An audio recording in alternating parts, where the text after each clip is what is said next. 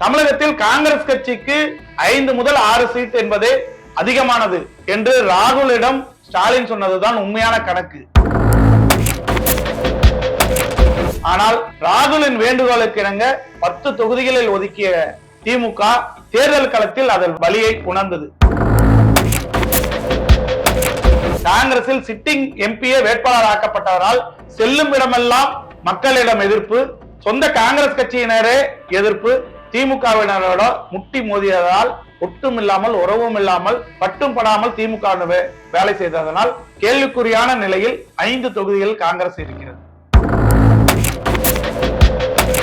திமுக கூட்டணியில் காங்கிரஸ் கோட்டை விட்ட தொகுதிகள் எது எது, அங்க நடந்த உள் விவகாரங்கள் என்னென்ன என்பது குறித்து இன்று திமுக காங்கிரஸ் ஈகோ யுத்தத்தால் அவுட் ஆகக்கூடிய தொகுதிகள் எது என்பது குறித்து இன்று கிங் வாய்ஸில் பார்க்கலாம்.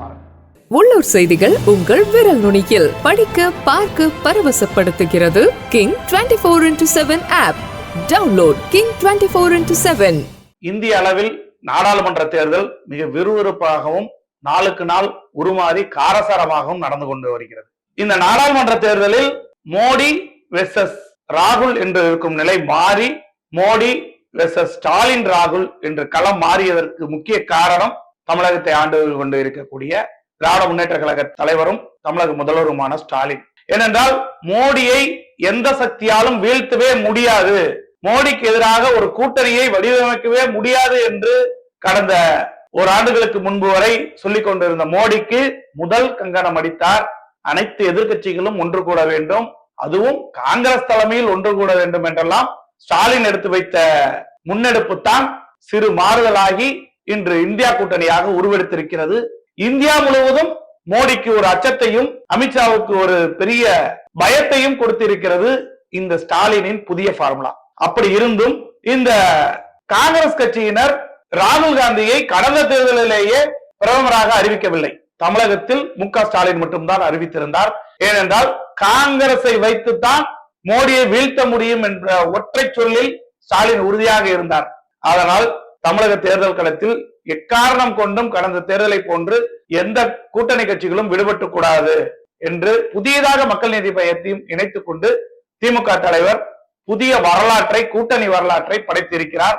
5வது முறையாக அதே கூட்டணியுடன் தேர்தல் களத்தை கண்டிருக்கிறார். இந்த தேர்தல் களத்தில் திமுக கடந்த தேர்தலை விட உதயசூரியன் சின்னத்தை 2 தொகுதிகளில் விட்டுக் கொடுத்திருக்கிறது கூட்டணிகளுக்காக. இதில் திமுகவோடு காங்கிரசும் விசிகாவும் தங்களது சுயநலத்தோடும் ஈகோவாலும் இப்பொழுது ஜெயித்ததாக தெரிந்திருந்தாலுமே கூட உண்மையாக களத்தில் பல சிக்கல்களை உருவாக்கி இருக்கிறார்கள். அந்த சிக்கல் காங்கிரசுக்குத்தான் பாதகமாக மாறி இருக்கிறது, விசிகாவுக்குத்தான் பாதகமாக மாறி இருக்கிறது என்பதுதான் உண்மையான கள நிலவரமாக இருக்கிறது. தமிழகம் முழுவதும் தீவிர பிரச்சாரத்தை கடந்த மார்ச் 22ஆம் தேதி திருச்சியில் இருந்து தொடங்கிய மு.க. ஸ்டாலின் தமிழகம் முழுவதும் 2 தொகுதிகளுக்கு ஒரு இடம் என்று தீவிரமான காரசாரமான பிரச்சாரத்தை சென்னையில் வந்து முடித்து வைத்தார். இதில் திமுக கூட்டணியில் காங்கிரசிற்கு 10 தொகுதிகள் மீண்டும் வழங்கப்பட்டது. இந்த முறை காங்கிரசுக்கு 5 அல்லது 6 தான் கொடுக்க முடியும் என்றெல்லாம் திமுகவும் பெண்ணும் 1008 கணக்குகள் போட்டு காட்டினார்கள் கூட விடாப்பிடியாக காங்கிரஸ் கட்சியினர் சாதித்து ஸ்டாலின் எடுத்து வைத்திருக்கக்கூடிய இந்த கூட்டணி உடைந்து விடக்கூடாது என்ற ஒற்றை குரலுக்காக காங்கிரசுக்கு மீண்டும் 10 தொகுதியை கொடுத்தார். கடந்த முறையே இந்த கூட்டணியில் தோற்ற ஒரே தொகுதி காங்கிரஸ் தான். அதுவும் அந்த EVKS இளங்கோவனின் காங்கிரஸ் புத்தியினாலே அந்த தொகுதி இழந்தோம் என்பதுதான் திமுக கூட்டணியின் வரலாறு. அதே போன்று இந்த முறையும் 10 தொகுதிகளை வாங்கி இருக்கிறார்கள். அந்த 10 தொகுதியில் 5 தொகுதிகள் காங்கிரஸ் திமுக இடையே மிகப்பெரிய ஒத்துழைப்போடு மிகப்பெரிய வரலாற்றை, வெற்றி விகிதத்தை தமிழகத்தில் பெறப்போகிறது. ஆனால் 5 தொகுதிகளில் காங்கிரசின் பண்ணையார்த்தனத்தினால் பழைய வேட்பாளர்களே முட்டி மோதி ராகுலிடம் அதையும் இதையும் சொல்லி தமிழகத்தின் உண்மையான கள நிலவரத்தை அறியாமல் அதிமுக மற்றும் திமுகவிடம் தயவோடு எப்படியாவது திமுகவினர் நம்மளை ஜெயிக்க வைத்து விடுவார் என்று கருதி காங்கிரசில் சீட்டு வாங்கிய 5 பேர் திமுகவின் மாவட்ட செயலாளர்களோடு போட்ட ஈகோ யுத்தத்தால் அவர்கள் வெற்றி பறிபோகவும் வாய்ப்புகள் இருக்கிறது. அப்படியே வெற்றி பெற்றாலும் வித்தியாசம் என்பது குறையத்தான் போகிறது. ஏனென்றால் உடன்பிறப்புவின் குரல்கள் அவ்வளவு ஒலிக்கிறது. இதில் திமுக தலைவரை பொறுத்தவரை பிரச்சாரம் சென்ற இடங்களில் எல்லாம் அங்கு இருக்கக்கூடிய வேட்பாளர்களுக்கு எப்படியெல்லாம் வேலை செய்ய வேண்டும் திமுகவினர், மற்றும் கூட்டணி கட்சியினரும் எப்படியெல்லாம் பணியாற்ற வேண்டும் பல்வேறு வியூகங்களை கொடுத்திருந்தாலும் கூட காங்கிரஸ் போட்டியிடக்கூடிய 10 தொகுதிகள் மற்றும் விசிகா போட்டியிடக்கூடிய 2 தொகுதிகள் மற்றும் கூட்டணி கட்சியினர் போட்டியிடக்கூடிய தொகுதிகளை ஜெயிக்க வைப்பதுதான் திமுகவினர் முதல் கடமை. அப்பொழுதுதான் இந்திய அளவில் காங்கிரஸ் அதிக இடத்தில் வெற்றி பெற்றால்தான் மோடியை வீழ்த்த முடியும். அதுவும் இல்லாமல் விசிகாவை வெற்றி பெற வைப்பதன் மூலமாக ஒட்டுமொத்த தமிழகத்திலும் திமுகவுக்கான ஆதரவு களத்தை உருவாக்கிட வேண்டும் என்று ஒரு ஸ்ட்ராட்டஜியை உருவாக்கி இதை ஒவ்வொரு இடத்திலும் திமுக மாவட்ட செயலாளர்களிடம் எடுத்து கூறி கட்சியினரை விரட்டி விரட்டி வேலை வாங்கி கொண்டிருந்தார். இந்த மோடிக்கு எதிராக கட்டமைக்கப்பட்டிருந்த இந்த இந்தியா கூட்டணியில் அகில இந்திய அளவில் வெல்லும் குரலாக இருந்தது மு.க. ஸ்டாலினின் குரலே தான். ஏனென்றால் 40க்கு 40 தொகுதியும் வெல்லக்கூடிய ஒரே வாய்ப்புள்ள தலைவர் மு.க. ஸ்டாலின் தான். அவரை நினைக்காமல் அவரை பற்றி பேசாமல் மோடிக்கும் அம்சாவுக்கும் ஒரு நாளும் முடியாது என்பதுதான் தேர்தல் களத்தில் இருக்கிறது. மகாராஷ்டிராவிற்கு சென்றால் அமித்ஷா ஸ்டாலின் தான் பிரதமர் என்று கூறுகிறார். மோடியோ உத்தரப்பிரதேசம் போனால் ஸ்டாலின் வந்தால் சனாதன சக்திகள் கை தூக்கிவிடும் என்றெல்லாம் பேசுகிறார். ஸ்டாலின் ஜெயித்தால் அகில இந்திய அளவில் சனாதன பிரச்சனை கைவோங்கும் என்றெல்லாம் பேசிக் கொண்டிருக்கிறார். ஆக மொத்தம் மோடிக்கும் அமித்ஷாவுக்கும் பாஜகவினருக்கும் ஒட்டுமொத்தமாக அவர்கள் பயப்படக்கூடிய ஒரே குரல் ஸ்டாலினின் குரல் தான். அந்த ஸ்டாலின் தனது குரலை கூட்டணி கட்சியினரோடு சேர்ந்து ஒழித்தால்தான் தனக்கான வெற்றி என்பதை ஒரு முதுபெரும் தலைவராக நிரூபித்து காட்டியிருக்கிறார்.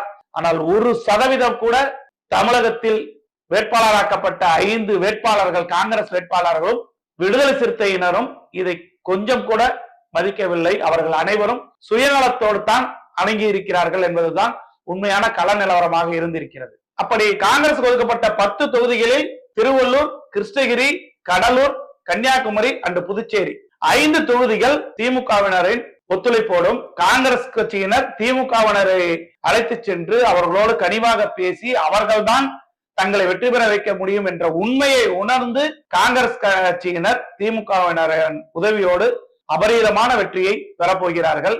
இதுதான் உண்மையான கள நிலவரம் என்று ஒரு ஏஜென்சி தகவல் கொடுக்கிறது. அதிலும் திருவள்ளூர் தொகுதியில் போட்டியிடக்கூடிய சசிகாந்த் செந்தில் தமிழகத்திலேயே அதிக வாக்கு வித்தியாசத்தில் ஜெயிக்கக்கூடிய வேட்பாளராக இருப்பதற்கு வாய்ப்புகள் இருக்கிறது.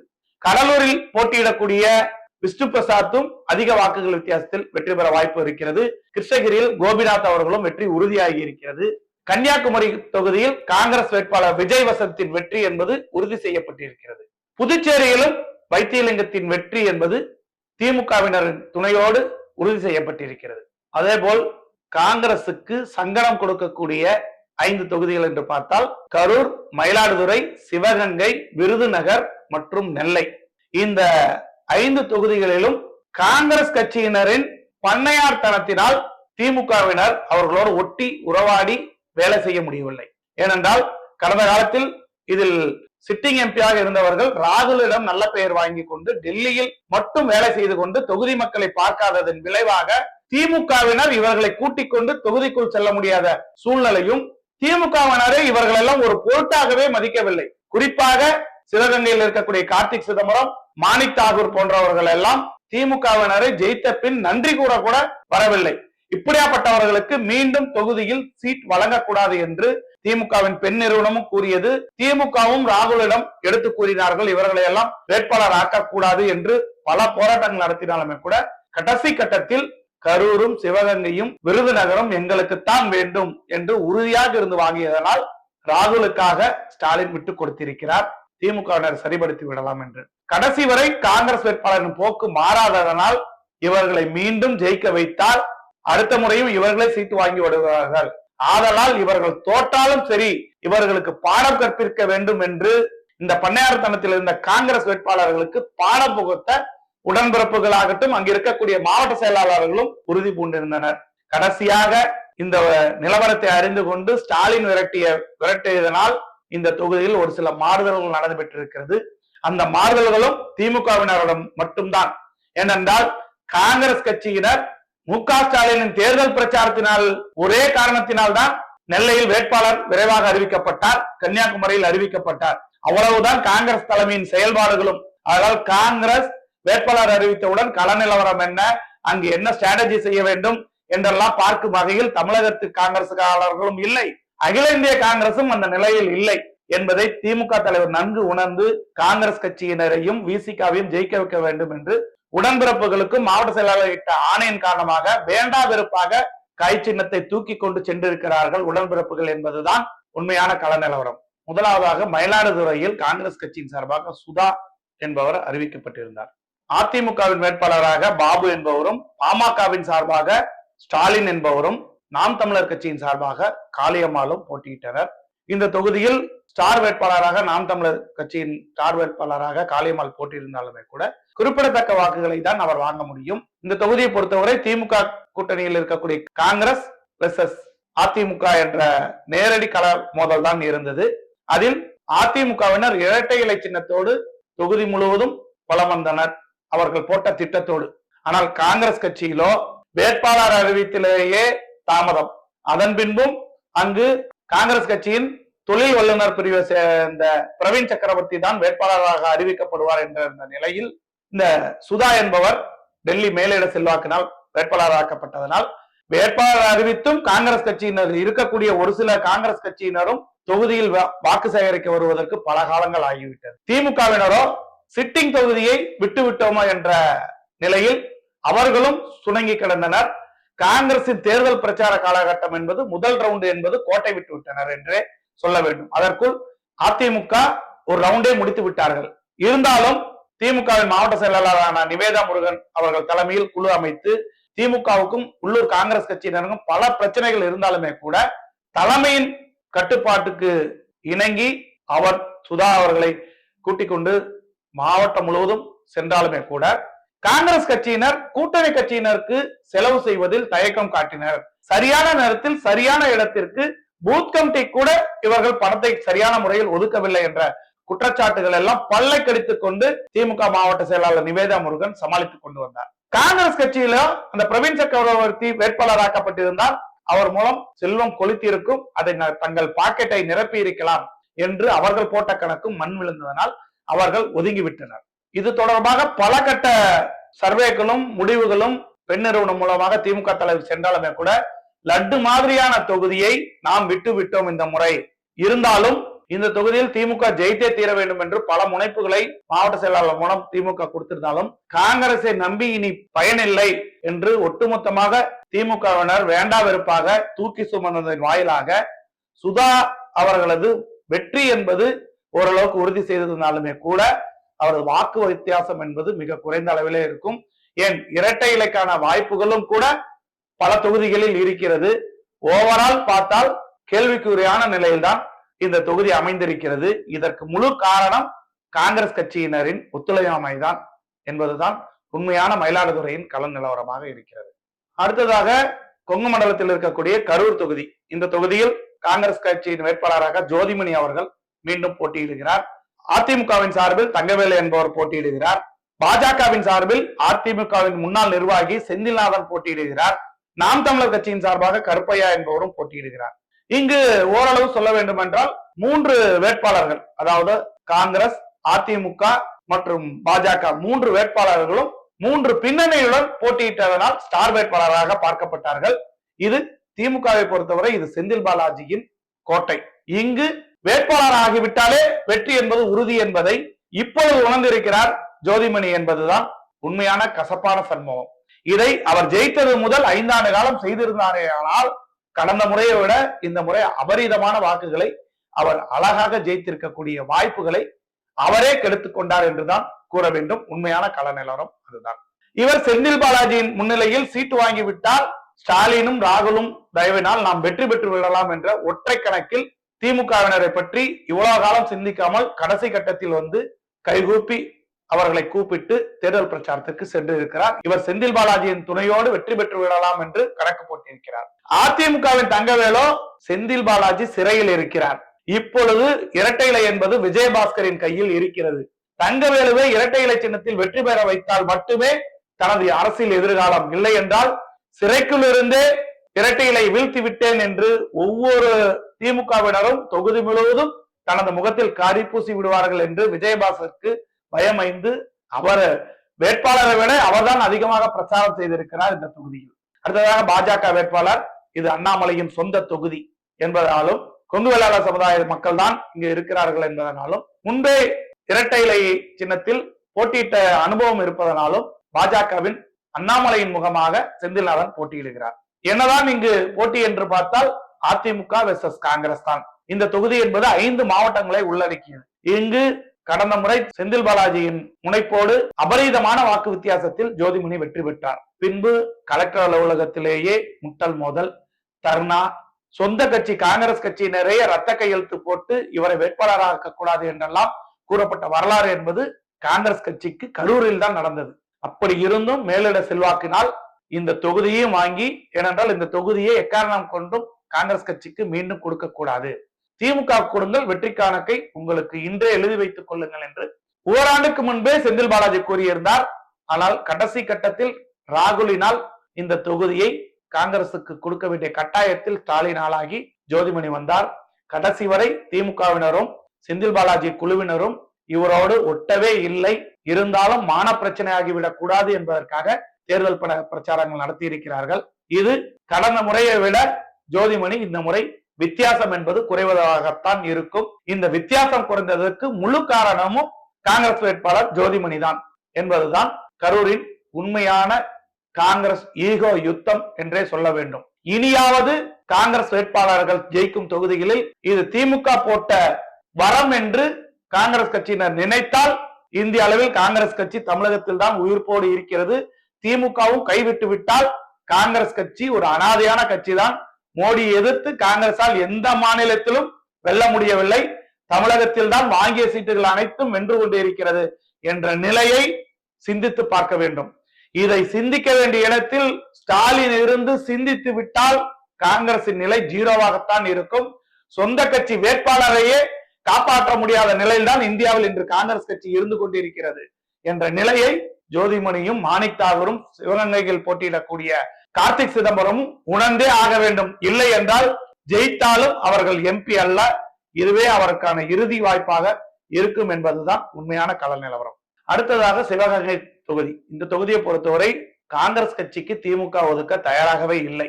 இங்கு வேட்பாளரை எல்லாம் தயார் செய்து விட்டது திமுக தலைமை. ஏனென்றால் மீண்டும் செல்வ சீமான் சிதம்பரத்தின் மகன் கார்த்திக் சிதம்பரம் போட்டியிட்டால் காங்கிரஸ் கட்சியிலேயே வேலை செய்ய ஆட்கள் வரப்போவது இல்லை, திமுகவினரும் வரப்போவதில்லை, மக்களும் இவர் நன்றி கூட சொல்ல வரவில்லை.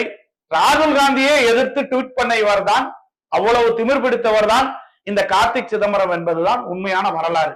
அப்படி இருந்தும் முட்டி மோதி தனது மேலிட செல்வாக்கால் கடைசியாக எனக்கு இந்த தேர்தல் களத்தில் வாய்ப்பு கொடுங்கள் என்று மேலிடத்தில் கெஞ்சி தனது மகனுக்கு சீட்டை வாங்கி வந்திருக்கிறார் சிதம்பரம். ஆனால் கார்த்திக் சிதம்பரத்திற்கு 1% கூட அவரது ஈகோவும் திமிர்த்தனமும் குறையவில்லை என்பதுதான் உண்மையான கள நிலவரமாக இருந்திருக்கிறது. தலையெழுத்தே என்று திமுக அமைச்சர் பெரிய கருப்பன் இவரை சுமந்து கொண்டு தொகுதி முழுவதும் சென்றிருக்கிறார். தொகுதி முழுவதும் பெரிய கருப்பனுக்கு இருக்கக்கூடிய செல்வாக்கு இந்த கார்த்திக் சிதம்பரத்தினால் கெட்ட பேர் வந்திருக்கிறது. செல்லும் இடமெல்லாம் உங்களுக்கு வாக்களிக்க நாங்கள் தயார், ஆனால் நன்றி கூறாத கார்த்திக் சிதம்பரத்துக்கு நாங்கள் வாக்களிக்க தயாராகவில்லை, அவரை கூட்டிக் கொண்டு நீங்கள் வராதீர்கள் என்று பெரிய கருப்பன் செல்லும் இடமெல்லாம் எதிர்ப்பு. குறிப்பாக காங்கிரஸ் கட்சியினரே கூட வரவில்லை. இருந்தாலும் தனது மான பிரச்சனை தளபதியிடம் நான் கொண்டு சென்று இந்த வெற்றிக்கடியை வைத்தே தீர வேண்டும் என்று பெரிய கருப்பன் பல்வேறு போராட்டங்களுக்கிடையே கார்த்திக் சிதம்பரத்துக்காக பணியாற்றி இருக்கிறார்.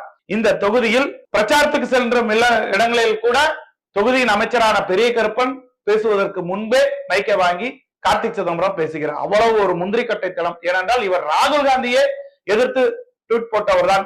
இவர் ஒன்றும் அடிமட்ட காங்கிரஸ் தொண்டராக இருந்தோ அல்லது தொகுதியில் பணியாற்றி வெற்றி பெற்று வந்தவர் அல்ல. இவர் மேலிட செல்வாக்காலும் அலையாலும் ஜெயித்து வந்த எம்பியாக எந்த ஒரு முன்னெடுப்பும் செய்யாத ஒரே எம்பி யார் என்றால் கார்த்திக் சிதம்பரம் தான் என்று கூறலாம். இதில் காங்கிரஸ் கட்சியினரும் திமுகவினரும் கார்த்திக் சிதம்பரத்துக்கு எதிராக திரும்பி இந்த முறை கார்த்திக் சிதம்பரம் தோற்றாலும் தப்பில்லை, அதிமுக ஜெயித்தாலும் ஜெயிக்கட்டும், அதிலும் பாஜகவின் சார்பில் இப்பொழுது தேவநாதன் போட்டியிடுகிறார், அல்லது அவர் ஜெயித்தாலும் ஜெயிக்கட்டும், இவர் தோற்றால் தான் அடுத்த முறை திமுகவுக்கு இந்த தொகுதி கிடைக்கும் என்ற மனநிலைதான் திமுகவின் கடைமட்ட தொண்டர்களும் காங்கிரஸ் தோழர்களும் அங்கு இருந்திருக்கிறார்கள். ஆனால் பெரிய கருப்பனின் தயவினால் தான் இங்கு வெற்றி பெற முடியும். வெற்றி பெற்றால் அது பெரிய கருப்பன் வெற்றி பெற்றதாகத்தான் வரலாறு என்பதை அந்த தொகுதி மக்கள் உணர்த்துகிறார்கள். கார்த்திக் சிதம்பரம் இனியாவது போக்கை மாற்றிக்கொண்டால் அவருக்கான வாழ்வு இருக்கிறது, இல்லை என்றால் அவரது கேள்விக்குறியான வாழ்க்கை இனியும் தொடரத்தான் போகிறது. அடுத்ததாக திருநெல்வேலி நாடாளுமன்ற தொகுதி. காங்கிரஸ் கட்சிக்கு இந்த தொகுதி ஒதுக்கப்பட்டிருந்தாலுமே கூட இந்த தொகுதியில் வேட்பாளர் அறிவிப்பதில் சுணக்கம் ஏற்பட்டிருந்தது. ஸ்டாலினின் பிரச்சாரம் இந்த தொகுதிக்கு வந்துவிட்டது என்ற ஒற்றை காரணத்திற்காக உடனடியாக ராபர்ட் புரூஸை வேட்பாளராக அறிவித்தார்கள். அவ்வளவுதான் காங்கிரஸ் தலைமையின் தமிழகத்திற்கான கணக்கு. தமிழக காங்கிரஸ் கட்சியின் நிலைமையும் அவ்வளவுதான் இருக்கிறது. பாஜக வேட்பாளராக நயினார் நாகேந்திரன் போட்டியிடுகிறார். அதிமுக வேட்பாளராக சிம்லா முத்துச்சோழன் மாற்றப்பட்டு ஜான்சி ராணி என்பவர் போட்டியிடுகிறார். நாம் தமிழர் கட்சியின் சார்பாக சத்யா என்பவர் போட்டியிடுகிறார். இருந்தாலும் இங்கு கள நிலவரம் என்பது காங்கிரஸ் வெர்சஸ் பாஜகவாக கள நிலவரம் மாறி இருக்கிறது. ராகுல் மற்றும் ஸ்டாலினின் பிரச்சாரத்தினால் ராபர்ட் புரூஸ் பல்வேறு கட்டங்களில் முன்னெடுத்து வந்தாலுமே கூட உட்கட்சி பிரச்சனை என்பது இது காங்கிரஸ் கட்சிக்கு வாக்கு வங்கி நிறைந்த தொகுதி. இந்த தொகுதியில் உள்ள காங்கிரஸ் கட்சியினரே இவர் வேற்று மாவட்டத்தைச் சேர்ந்தவர் என்று இவர்களே கிளப்பிக் கொண்டிருக்கிறார்கள். இதையெல்லாம் கடந்து திமுகவினர் தேர்தல் பணிகள் செய்தாலுமே கூட அங்கு 4 முனை போட்டியாகத்தான் திமுகவினர் பணியாற்றி இருக்கிறார்கள். ஒன்று முன்னாள் அமைச்சர் ஆவுடையப்பனின் கோஷ்டி ஒன்று, சபாநாயகர் அப்பாவு கோஷ்டி ஒன்று, மைதீன்கான் கோஷ்டி ஒன்று, மேயர் கோஷ்டி ஒன்று என்று 4. இதற்கு மேல் 4 இருந்தாலுமே ஒழிய இதோட குறிவதற்கு வாய்ப்புகள் இல்லை. நெல்லை திமுகவுக்கு இப்பொழுதும் தொல்லையாகத்தான் இருக்கிறது. ஆக மொத்தம் இவரை ஜெயிக்க வைக்க வேண்டும் என்பதற்காக அனிதா ராதாகிருஷ்ணனை கள நிலவரம் மோசமாக இருக்கிறது என்று ஸ்டாலின் அறிவித்த பின் கள நிலவரத்தை அனிதா ராதாகிருஷ்ணன் மாற்றி கட்டமைத்ததனால் ராபர்ட் புரூஸுக்கான வாய்ப்புகள் இறுதி கட்டத்தில் மேலோங்கி வந்தது. இந்த 4 கோடி ரூபாய் நயினார் நாகேந்திரன் பணம் பிடித்தவுடன் அவருக்கான வளையங்கள் திமுக அரசு செய்ததினால் ராபர்ட் புரூஸுக்கு வாய்ப்புகள் வந்தாலுமே கூட காங்கிரஸ் கட்சியினரின் ஒத்துழைப்பு என்பது அவருக்கு முழுவதுமாகவே இல்லை. திமுகவினரும் 4-5 முனை பிரச்சாரமாக இருந்ததனால் முனைப்போடு இந்த தொகுதியில் வரவில்லை. வெற்றி வாய்ப்பு என்பது இருந்தாலுமே கூட வெற்றி வித்தியாசம் என்பது குறைவாகத்தான் இருக்க போகிறது. இங்கு காங்கிரசும் திமுகவும் சுய பரிசோதனை செய்தால் மட்டுமே 2016 தேர்தலை சந்திக்க முடியும் என்ற நிலையில்தான் நெல்லை தொகுதி திமுக கூட்டணிக்கு இருந்திருக்கிறது. இந்த தொகுதியில் குறிப்பாக சொல்ல வேண்டுமா, நயினார் நாகேந்திரனை வேட்பாளராக அறிவிக்கப்பட்டதிலிருந்து நெல்லை தொகுதி முழுவதும் பணம் தண்ணீராக விளையாடப்பட்டது தாமரை சின்னத்திற்கு. திமுகவின் சார்பில் கூட்டணி கட்சி காங்கிரஸில் நிறுத்தப்பட்ட ராபர்ட் புரூஸோ கிள்ளி செலவு செய்து கொண்டிருந்தார். அனிதா ராதாகிருஷ்ணன் வந்தவுடன் இப்படி வேலை செய்தால் பத்தாது, வெற்றி என்பது கேள்விக்குறியாக இருக்கும் என்று கூறியவுடன் ராபர்ட் புரூஸ் தனது பெரிய ஒரு சொத்தை வைத்து பணத்தை கொண்டு வந்து இறைத்திருக்கிறார். அதன் பின்பு தேர்தல் களத்தை அனிதா ராதாகிருஷ்ணன் மாற்றி கட்டமைத்ததனால் வெற்றி என்பது இருந்தாலுமே கூட காங்கிரசும் திமுகவும் கேள்விக்குறியான நிலையில்தான் இங்கு இருக்கிறது. வெற்றியின் வித்தியாசம் என்பது குறைவாகத்தான் இருக்க போகிறது. அடுத்ததாக விருதுநகர் தொகுதியில் காங்கிரஸ் கட்சியின் சார்பில் மாணிக் தாகூர் அவர்கள் மீண்டும் போட்டியிடுகிறார். இங்கு அதிமுக கூட்டணியில் தேமுதிகவின் சார்பில் விஜயகாந்தின் மகன் விஜய பிரபாகர் போட்டியிடுகிறார். பாஜகவின் சார்பில் ராதிகா சரத்குமார் போட்டியிடுகிறார். இந்த தொகுதியை பொறுத்தவரை மும்மணி போட்டி தான். காங்கிரஸ் வேட்பாளர், தேமுதிக வேட்பாளர் மற்றும் பாஜகவின் ராதிகா சரத்குமார் என்று இருந்தாலுமே கூட காங்கிரஸ் வேட்பாளரை பொறுத்தவரை தான் ஒரு அகில இந்திய தலைவர் என்ற முனைப்போடு தான் அவர் தொகுதியில் வலம் வருகிறார். தமிழகத்தில் அவர் பின்னால் வருவதற்கு 4 பேர் கூட இல்லை என்ற உண்மையான கள நிலவரத்தை மாணிக் தாகூர் தெரியவே இல்லை. அகில இந்திய அளவில் ஊடக வெளிச்சத்தில் அவ்வப்பொழுது வந்து கொண்டிருந்தால் போதும், இவ்வளவுதான் எம்பி பணி என்று அவருக்கு கொடுத்திருக்கிறார்கள். அந்த நினைப்பே அவருக்கு தோல்வியாக முடிந்திருக்கிறது. தொகுதியில் ஏகப்பட்ட எதிர்ப்புகள். சிட்டிங் எம்பியாக இருந்து தொகுதி மக்களை பார்க்கவில்லை. அவ்வளவு பிரச்சனைகள் விருதுநகர் தொகுதியில் இருந்தாலுமே கூட எந்த ஒரு முன்னெடுப்பும் செய்யவில்லை. மீண்டும் தொகுதியில் சீட்டு வாங்கி கொண்டு வந்து விட்டாரே என்று 5 ஆண்டு காலம் இவரை வைத்து மாரடைத்தது போதாது என்று மீண்டும் நம்மோடு மோத வந்து விட்டாரே என்று KKSSR ராமச்சந்திரன் முடங்கிவிட்டார். அவர் மாணிக் தாகூரோடு ஒண்டியாக போராட தயாராக இல்லை. ஏனென்றால் ராமச்சந்திரனின் எக்ஸ்பீரியன்ஸுக்கு மாணிக் தாகூரும் ஒரு ஆளே இல்லை. ஆனால் மாணிக் தாகூரோ தான் மிகப்பெரிய தலைவர் என்ற எண்ணத்தோட இருக்கிறார். இவரெல்லாம் ஒரு முறை தோற்றால்தான் அவருக்கு புத்தி வரும் என்று திமுகவினர் ஒவ்வொரு இடத்திலும் கூறிக்கொண்டிருக்கிறார்கள். அதுவும் இல்லாமல் இந்த தொகுதியில் தேமுதிகவின் விஜய பிரபாகர் போட்டியிடுவதனால் அந்த நாயுடு சமுதாய வாக்குகள், தெலுங்கு பேசும் வாக்குகள் அனைத்தும் அவர் பக்கம் சேர்ந்தாலுமே கூட விஜயகாந்த் மீதான அனுதாப அலை என்பது இந்த தொகுதியில் உருவாகி இருக்கிறது. இன்னொன்று, பாஜகவின் சார்பில் ராதிகா சரத்குமார் போட்டியிடுகிறார். இதெல்லாம் காங்கிரஸ் வேட்பாளருக்கு எதிராக இருக்கிறது. இதை வைத்து அவர் திமுகவினரை கூப்பிட்டு பேசி வியூகத்தை மாற்றலாம் என்ற முனைப்பை காட்டவே இல்லை இறுதி வரை. திமுக தலைவரிடம் திமுக அமைச்சர் KKSSR ராமச்சந்திரன் எனக்கு வேலை செய்யவில்லை என்று குற்றம் சாட்டுவதை மட்டும்தான் செய்திருக்கிறாரே ஒழிய தான் என்ன தவறை செய்துவிட்டோம், அதை எப்படி திருத்திக் கொள்வது என்று 1% கூட நினைத்து பார்க்கவில்லை மாணிக் தாகூர். ஆதலால் இங்கு திமுகவினரும் காங்கிரஸ் கட்சியினரும் போர்க்களமாகத்தான் இருக்கிறார்கள். விஜயகாந்தின் அலையை தாண்டி இவர் மீண்டும் ஜெயித்து விட்டால் அடுத்த முறை இவருக்கு வாய்ப்பு என்பதை உருவாக்க முடியாது. இந்த முறையை தப்பித்தம் பிழைத்தம் என்று இவர் மாறிக்கொண்டால் மட்டுமே அவருக்கான அரசியல் எதிர்காலம் என்பது இருக்கும். இல்லை என்றால் இந்த தொகுதி திராவிட கட்சிகள் கையில் தான் மீண்டும் செல்லும் என்பதுதான் உண்மையான விருதுநகரின் கள நிலவரமாக இருக்கிறது. இப்படி ராகுல் காந்தி போராடி வாங்கிய 10 தொகுதிகளை 5 தொகுதிகள் காங்கிரஸ் கட்சியினரின் பண்ணையார்த்தனத்தினாலும் ஈகோவினாலும் திமுகவினரிடம் முட்டி மோதி திமுகவினர் சுய பரிசோதனை செய்து கொண்டு அவர்கள் இவர்களுக்காக பணியாற்றுவதன் காரணமாகவே இப்பொழுது சிறிய வாக்கு வித்தியாசத்தில் ஜெயிக்க வாய்ப்புகள் இருக்கிறது, அல்லது தோல்வி முகத்திற்கு செல்வதும் வாய்ப்புகள் இருக்கிறது. இதுதான் கடந்த முறை தேனியில் நடந்த நிலவரமும் அதேதான் இந்த தொகுதியில் நடக்க போகிறது.